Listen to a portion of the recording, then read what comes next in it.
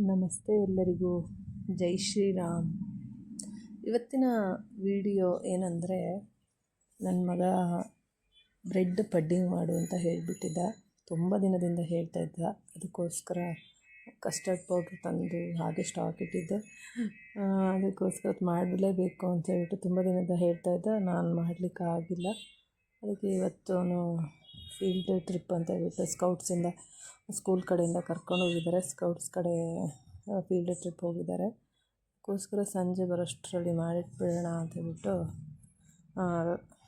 ಬೇಕ್ರಿಯಿಂದ fresh bread ತೊಗೊಂಬಂದು ಅದನ್ನು slice ಥರ ಚಿಕ್ಕ ಚಿಕ್ಕದಾಗಿ ಸ್ಕ್ವೇರ್ ಕಟ್ಟಲ್ಲಿ ಕಟ್ ಮಾಡಿಬಿಟ್ಟು ಅದನ್ನು ಸ್ವಲ್ಪ ತುಪ್ಪ ಹಾಕಿಬಿಟ್ಟು ಸ್ವಲ್ಪ ಬ್ರೌನ್ ಬರೋ ಥರ ರೋಸ್ಟ್ ಮಾಡ್ಕೋಬೇಕು.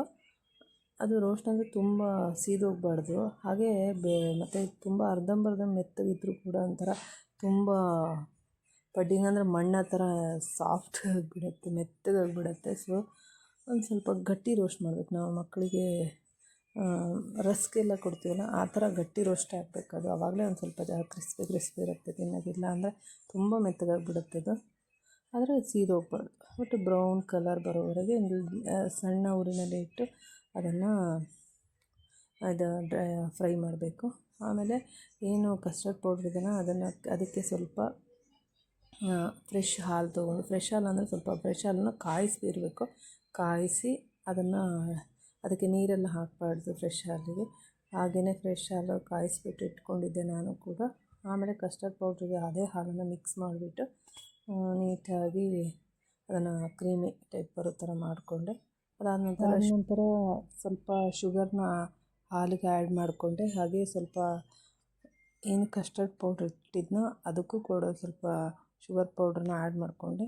ಜಾಸ್ತಿ ಹಾಕ್ಕೋಬೇಡಿ, ಜಾಸ್ತಿ ಅದು ತುಂಬ ಸ್ವೀಟ್ ಆದರೆ ತಿನ್ನೋಕೆ ಒಂಥರ ಅನಿಸುತ್ತೆ. ಕೆಲವ್ರು ತಿಂತಾರೆ, ಕೆಲವ್ರು ತಿನ್ನೋಲ್ಲ. ಸ್ವೀಟ್ ಇಷ್ಟಪಡದೇ ಇರೋರು ಸ್ವಲ್ಪ ಶುಗರ್ ಆ್ಯಡ್ ಮಾಡ್ಕೊಳ್ಳಿ. ಬೇಕು ಅನ್ನೋರು ಹಾಕ್ಕೊಳ್ಳಿ, ತೊಂದರೆ ಇಲ್ಲ.